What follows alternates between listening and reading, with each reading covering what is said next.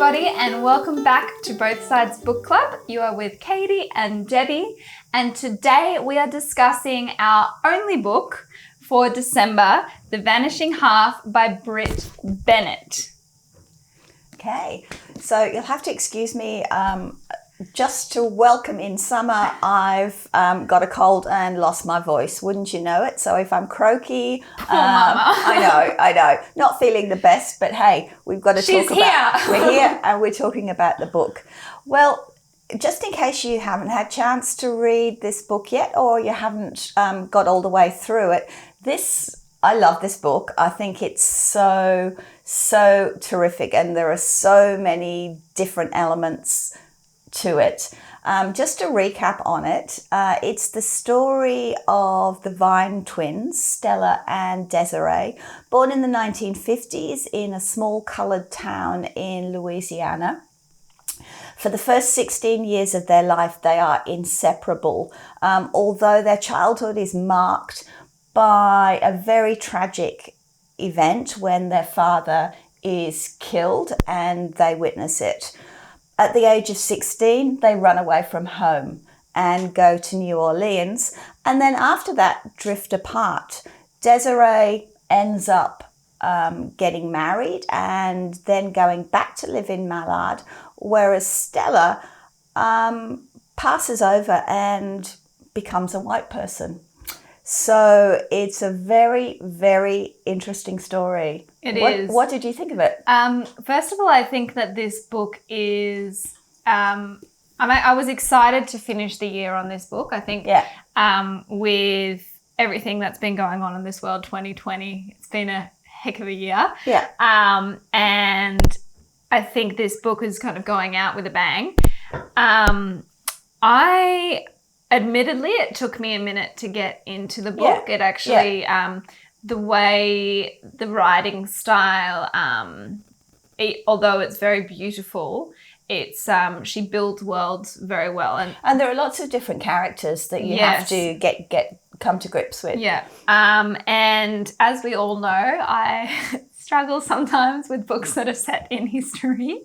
Yeah, and I think too because Brit Bennett, she really writes with a sense of building the world. Like there's lots and lots of details and not so much dialogue, whereas I admittedly feel like I am a person that enjoys reading dialogue. So, for example, Honeybee, which we just read, is very dialogue driven. Yeah. Whereas this is more about the subtle innuendos, the explaining the streets and what they look like. Yeah. And as a very visual person that I am, sometimes I find that difficult to read because I like to imagine my own world. So if somebody's telling me exactly what the world looks like, I sometimes struggle to get into my sense of imagination. Yeah.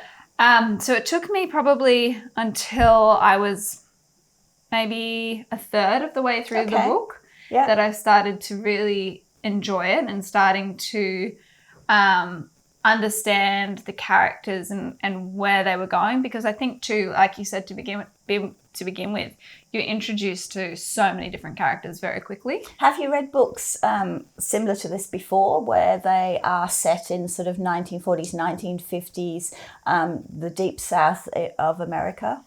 Never in the deep south of America. Yeah, okay. Never. Okay, well, I've watched a lot of films and a lot of TV series and stuff in that space, but I've never read fiction. Yeah. In Whereas that for me, space. it's familiar territory. So oh really? I've read a lot of literature based around that time and that place. So for me, I was able to sort of envisage it immediately. Although the town of Mallard I found really, really interesting. Again, it's a bit of a spoiler alert, but I don't think it will spoil things too much if you haven't read the book. Mallard is a fictional, very small town, doesn't exist on the map.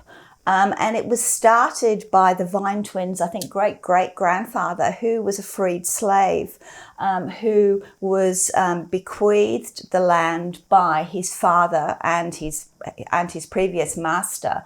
And he decided to start a town where being as white as possible was the way to go. So the whole town is a coloured town. They call it a coloured town.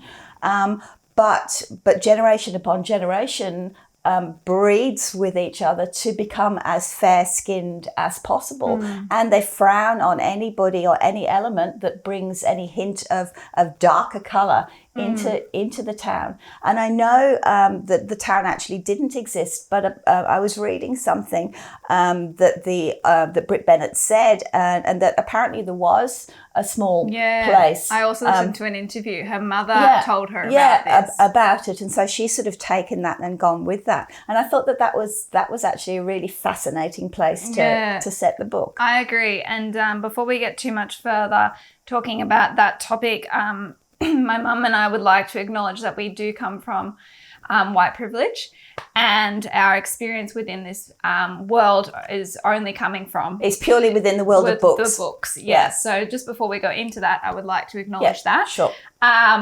So getting back into it, there is... I mean, the town of Mallard and what's going on in Mallard is so interesting and so...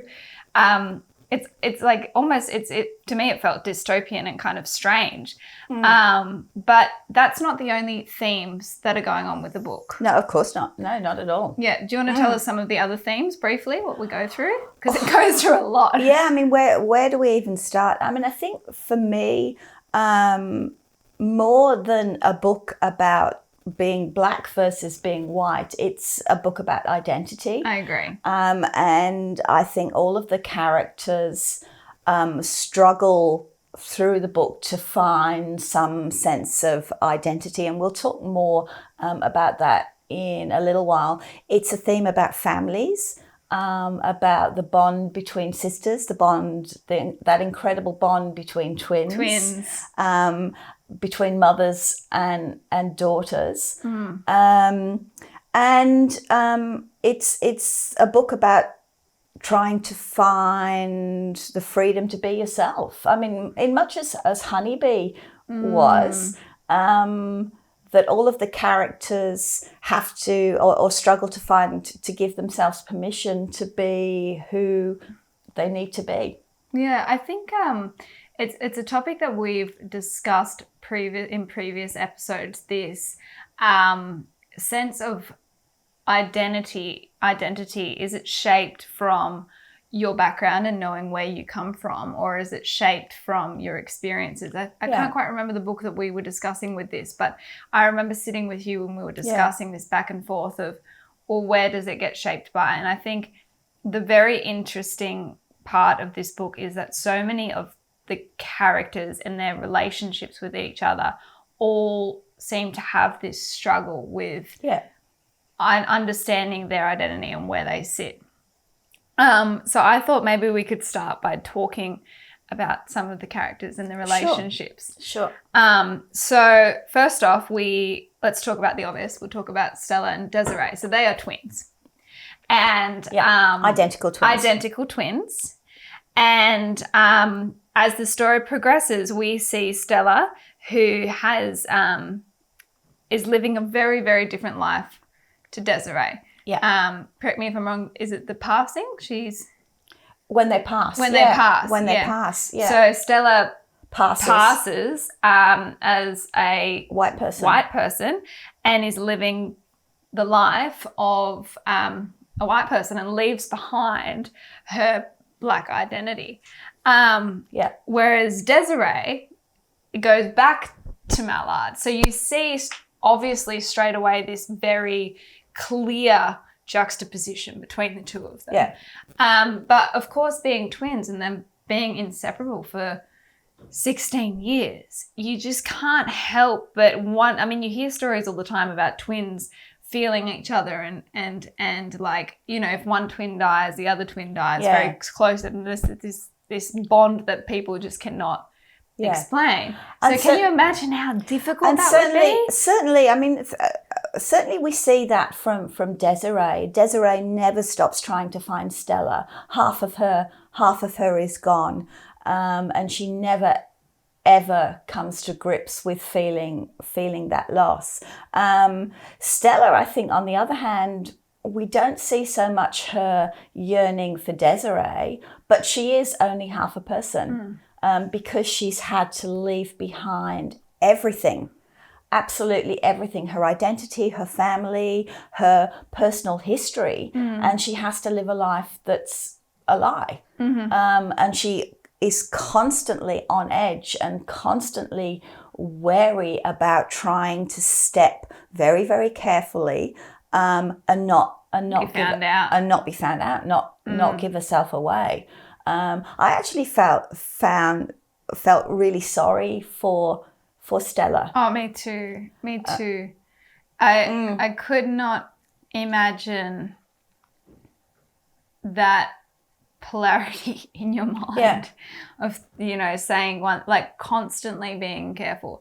And I think I'm jumping all over the place now because I wanted to talk a little bit about her marriage with Blake as well. I think their marriage is the perfect, example of how you see Stella's identity, very withdrawn and careful. I think, you know, to begin with, Stella and Blake, they met, she was the secretary to him. And, you know, we now look at that as, oh yeah, classical, like secretary falls in love with the boss, boss falls in love with the secretary. But or the image of the secretary.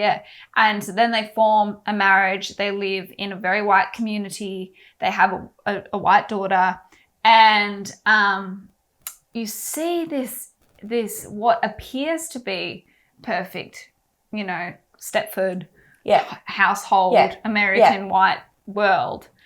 But with all those secrets underneath. Could you imagine being the husband, or like, if I have a fib, like, no way I can hide it from Jay. I'm the world's worst, like, at hiding. If I'm cross, gosh, he knows within seconds. I just have no.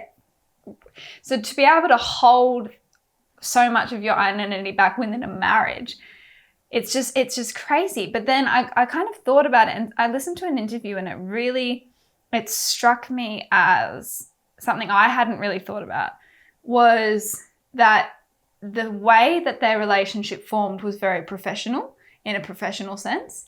And I feel like their marriage almost is also in a professional sense, in the sense that she is performing a service and a duty. Oh, totally. And she's a trophy wife. And he needs her that way too. She's a trophy wife. And that way she's able to withhold herself. In a way, because it is a professional. I don't think they had any great interest in each other. I think, you know, largely it was a marriage of convenience, as I think many marriages were, particularly at that time. You know, she was an asset on his rise to great things. I mean, you know, he struggles when she decides she wants to go back to school and study to become a teacher, because that's not what a perfect wife should do. You know. And I feel like on one hand she's just got it all together with Blake and her house. It's like, okay, this is a professional relationship. I'm married to this guy. I'm in control. And then all of a sudden we have this black family that come in wanting to live in this white community. That was exactly what I was just going to ask you. You see this, like, the waters are starting to tremble. What did you think about that relationship? I thought that was a really, really clever device that Brit Bennett used, because you could see that Stella was terrified of being exposed by this black family. But by the same token, she also really liked the woman. She really empathized and felt that they had a lot in common. But she couldn't, you know, she actually couldn't give into that. She couldn't give out any clues. So I mean, I think that particular vignette really, really highlighted what a terribly, terribly lonely and difficult position Stella was in, as as also it did just to expose the level of racism that, you know, was abounding in Los Angeles during that time. I know. I just, like those scenes of the women gossiping about Stella and it's Loretta, isn't it? Loretta, and just that you just start to see Stella start to crack. You start to see her going, okay, maybe I am missing a community that I should belong to. Yeah. And it's that real question again of identity of, is it where you come from that shapes your identity, or your experiences, who you choose to become. Yeah. And I think you see that it's definitely a mixture of both, isn't it? No matter the way you look at it, it's definitely Stella longs for that community. Yeah. And part of her, it's like Brit was very clever in the way that you wrote this, in the way that she wrote that relationship between Loretta and Stella, was that it was almost like it was a crush, like a girly, like a crush on a boy, which, you know, it was like a slowly increment. Then all of a sudden she was around more, and then all of a sudden she was around more, and she expected she forgot that it was Christmas Eve, and she thought she was going to come over to her house the next day. Yeah. And you don't get those sort of like those, what's the word, like when you're seeing, you know, you're in a relationship or you're seeing somebody, you have these little milestones of like your first kiss, or your the first time you have a sleepover, or whatever. And it felt the same with their relationship, which you don't often get. Yeah. And I think that just showed that it wasn't just about being a friend. It was about needing. Yeah, totally. More from them. So we'll talk about the daughters, I think, in a moment, because there's more to talk about with Stella and her daughter Kennedy. But let's flip the coin and talk about Desiree. I think it was really interesting that when they were growing up, that Desiree, the one who was out there, the brave one, whereas Stella was really quiet and studious. Whereas, you know, in fact, it's Stella who takes the biggest, bravest step when they're adults. What did you think about Desiree coming home again, back to Mallard? Oh, that's a good question. I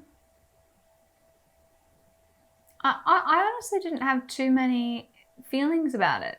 I think perhaps because Stella was obviously living a new life, it made sense to me that Desiree would come home in a way that maybe she needed to be close to home. Yeah, okay. After feeling like she had lost Stella, that she needed, because Stella had formed so much of Desiree's identity as a twin. I mean, you could only imagine that maybe she just had that longing and confusion about, I couldn't imagine having a twin. You know, it would just feel like, I get sad not seeing my sister. My sister's been in Melbourne during lockdown, and I feel like I'm missing her enormously. So to feel, I think, a twin, you would just go, who am I without that person? Yeah. And I think she would be questioning perhaps her identity of, well, who am I without Stella?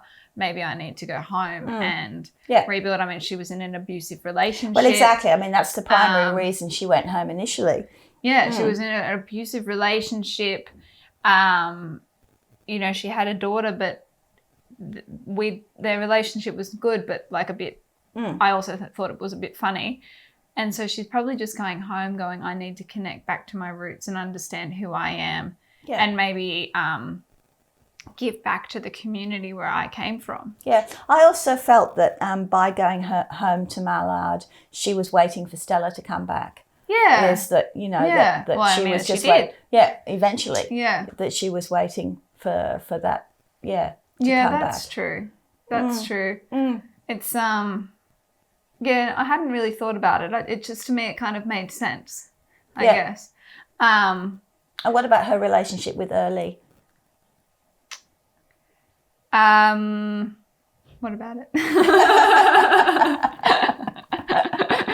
I think that was really, really interesting, you know, and I thought it was quite true to life that He early was another dark person, and obviously her husband had also been much darker skinned than she had, as is her daughter. So you felt kind of her reluctance to enter into a relationship with him, but just gradually over a period of time, he was so good to her and he was so good to her mother. But by the same token, she also wanted to keep her independence. So I really liked that relationship. They're that slow yesing, or like slow to develop a relationship, reminded me though of her daughter as well. So should we talk about the daughters of the twins? Yeah. So both Stella and Desiree had girls. So we've got Kennedy, who was the daughter of Stella. Yeah. And she could not be more.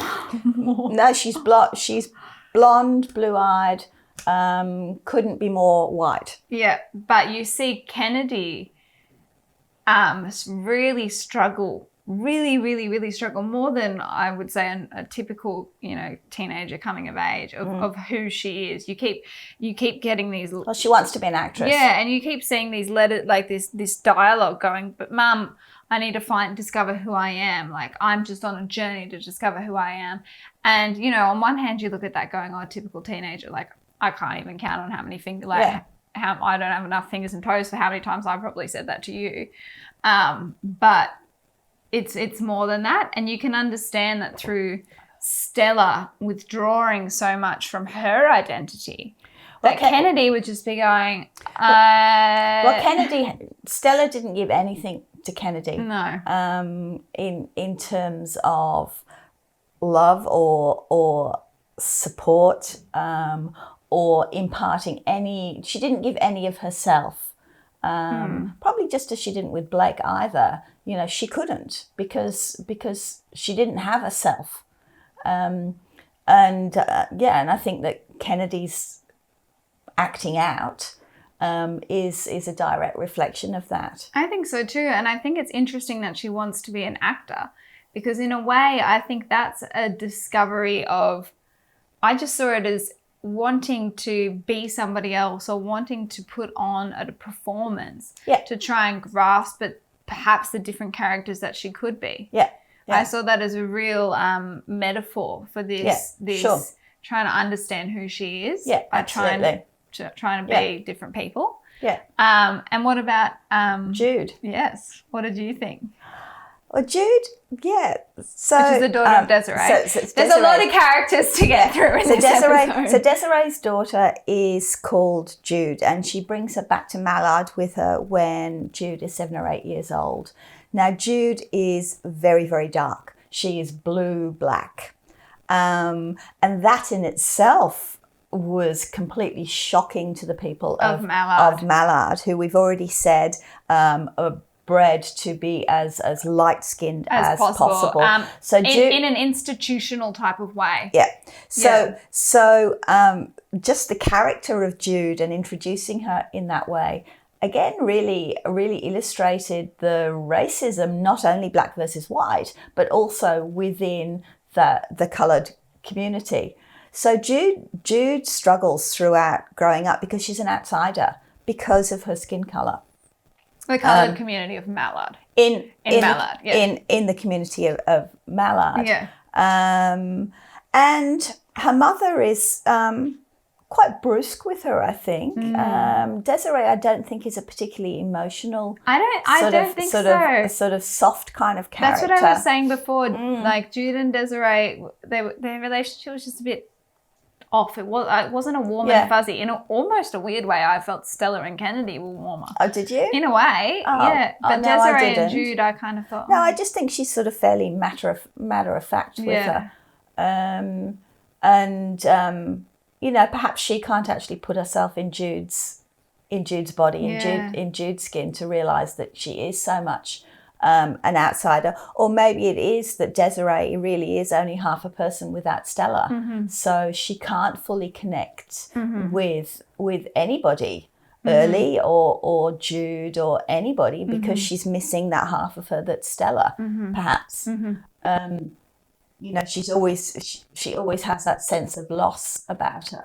That's really what I get from Desiree, is that she's only half connecting. Yeah, same as Stella. Well, same as Stella. Stella. So Jude grows up as an outsider, and then she wins a sports scholarship to go to California and study at university. And it's there then she really begins to be able to find out who and what she is. And Jude has really struggled as well with her own identity and feeling comfortable in her skin too, because even though she is coloured and comes from a coloured community, coming from Mallard, she stood out to be very, very different. So she already, even in a community that she's meant to belong to, feels very outcast and has this very difficult and tangible battle with her. Well, feeling not good enough. Exactly. Yeah. So it's, I mean, go. I mean, again, there's a really interesting vignette of when Jude is growing up, is that the boy who ridicules her the most and is meanest to her in public is the boy who actually wants to hook up with her in private. So you've got those moments of intimacy where he's fascinated by her, but then in public, you know, shames her. And I just couldn't imagine carrying that sort of confusion in your mind. But then when she comes to California, she meets their relationship was one of my favorite relationships to read about, was Reese. So she meets this guy who is also having problems with his identity, and also a very physical, battles very physically, as well as Jude does with skin and body type. Yeah. So you get to see he goes through sort of this whole trans. Well, Reese was born Therese. Yeah. So but identifies as a man. As a man. So you see this interesting topic of trans that comes into it as well, and their relationship was just interesting, wasn't it? Because you both have two people that are trying to find out who they are, but have so much shame associated with who they are.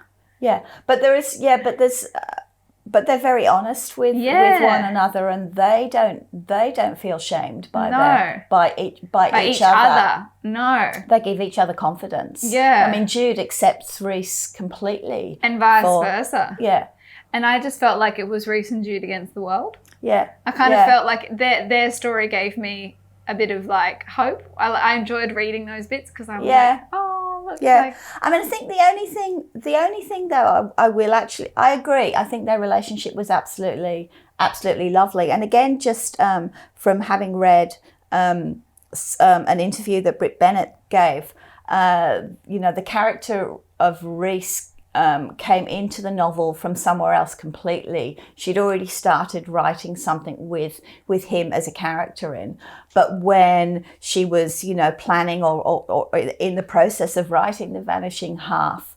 and needed a boyfriend for Jude, she realised that Reese was it, that Reese would fit in. And I think largely it works. It's certainly one of the most honest and loving relationships. Yeah, I felt like finally we're getting some honesty in this. But the only slight thing that jarred with me is that this was set in 1970s California. So and Reese was generally quite accepted as a man in that community, and I just kind of wondered how progressive actually even California was in the 1970s. It may be that it was, but I just kind of I stopped because their friend also Barry is exactly. It is a drag queen at weekends, and I just kind of thought, I'm just not sure that rings entirely true. I mean, it may well do. I don't know. So, but yeah, it was the only sort of detail that I thought, is this just a bit too convenient? Yeah, right. Yeah, that makes sense. Yeah. I suppose I hadn't really thought of that because I just got swept up in their romance and their relationship. But yeah, I can understand. That definitely. So we've got some very interesting relationships and very interesting dynamics. Yeah. I wanted to ask you, what did you think about the contrast that Desiree told Jude about Stella, but Stella didn't tell Kennedy? Well, Stella couldn't tell Kennedy. I know, but did you? But that's the whole point. She couldn't tell anybody. But hold on, my question is though, like, how did you feel when Jude confronts Kennedy and confronts Stella as well? Could you put yourself in those shoes and just imagine? Yeah. For both of them, for Stella, she would have been terrified, but also I can understand the confusion because Jude physically looks very different. Yeah. But could you imagine just being, well, no, I couldn't. You can't imagine it, but it really gripped me, that scene. I just went, oh my God. Yeah. Yeah. I don't know what to say, really. I mean, I think the scene was done really, really well, and totally, you could see Stella's horror that she had been found out, and all of those thoughts going through her mind, and also Kennedy's anger and confusion, because how could this girl, this very black girl, tell her that she was her cousin when she'd always thought that she was white. So I think that was done really, really well. But no, I mean, I can't imagine it on a personal level, because it's certainly not something that I've ever experienced. I know. It just struck me as if I had ever found out a huge secret about you, or if you had a twin sister, I just couldn't even fathom how. I'd just be like, what on earth? Like, how does that? Yeah. How? I just found that scene to be very. But families all the time, families all the time have deep, dark secrets. Yeah. That they don't reveal. Like aunts or cousins or whatever that have secretly been in mental asylums for 40 years, or on The Crown. Like on The Crown, for example. Any of you have watched The Crown? We found out there is a whole bunch of, unfortunately, a whole bunch of their family that was in a mental asylum. I mean, families are very, very good at keeping secrets. Perhaps less so these days, but I'm sure it still goes on. Actually, it's interesting talking about keeping secrets, though, because when I listened to an interview about Brit Bennett, she had never experienced passing as a white person. So to able to do research for that, she actually read a whole bunch of books about faking your own death. Yeah. And she was kind of talking about that was the only way for her to physically feel how it must feel. Yeah. And similarly, when we were talking about Honeybee, when he then becomes she and dies in that old person and becomes a new person. Yeah. It's a rebirth. A rebirth.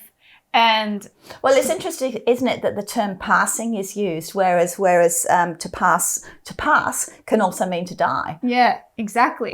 And I found that interesting because when Brit was talking about it in this interview, she was discussing that how difficult these days it would be to do that with your social media footprint. Absolutely. And all of that. So interesting that you said how difficult it would be these days. I think back in the days when there was the war, the Great World War I and World War II, and paperwork got lost, and et cetera, et cetera.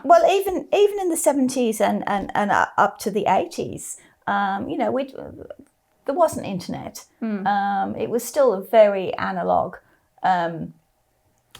world. So, so in order to find someone, you had to follow a paper trail. And if there wasn't a paper trail, then that was it. Then that was it. Very interesting. So, is there anything else you would like to add to this book? No, I'm actually going to save my voice. So you've probably been completely sick of me squeaking for the last half an hour. You've been good. It hasn't been that bad. Amazing, everybody. So a book with many, many, many themes, many topics, but again, coming back to this idea of identity and what it means to create your identity and how one shapes their identity. Yeah.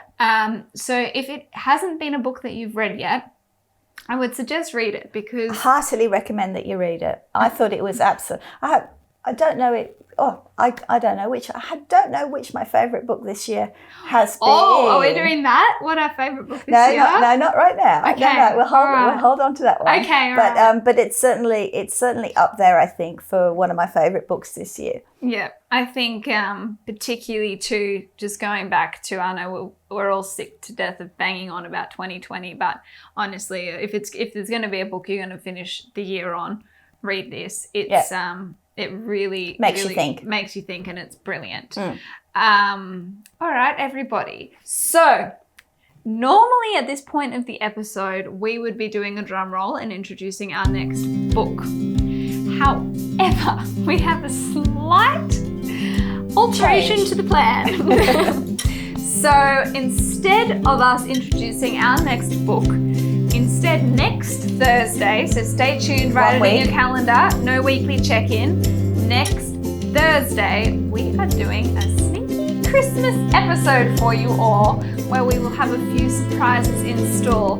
We want to thank you all for listening along for this year and reading along with us, and we can't wait to celebrate Christmas with you next week. Woo! I love Christmas. Bye until then. Happy reading. We hope you enjoyed watching this episode. If you did, please leave us a comment below. We'll see you soon.